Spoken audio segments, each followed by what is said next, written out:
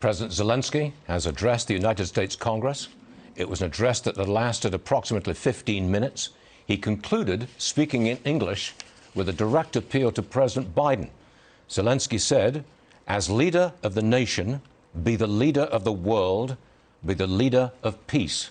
That followed an impassioned plea for political and military help.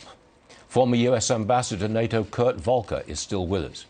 What impact do you think that speech will have on President Biden and that appeal to the president right at the end? Well, I think he's putting it very directly that we face a moral choice. And when we look back on this years from now, will President Biden feel, or the members of Congress feel, that we did everything we could at the time when it would have mattered? I think he put that very directly on the table, and I hope it is something that all of the members and President himself deeply consider as we look at what we do next. Do you think there will be a no-fly zone? Mr. Zelenskyy wanted it. He says, is it too much to ask? Yeah.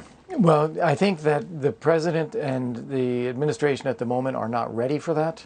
I wouldn't rule it out because it depends on what happens. There will be new arms and assistance to Ukraine. We talked earlier about these kamikaze drones. I think that's one thing that could be effective. And it doesn't involve American pilots or American planes being flown by Americans there. This is something Ukrainians can do. But I don't think we should be taking any options off the table. Let's look at what Zelenskyy did. First, he showed extraordinary courage and resolve on behalf of Ukraine. That is tremendously inspiring. Second, he made a very emotional humanitarian case. Civilians' lives are being lost, and there's an urgency to this. Third, he made this moral case that we talked about. What is our moral responsibility?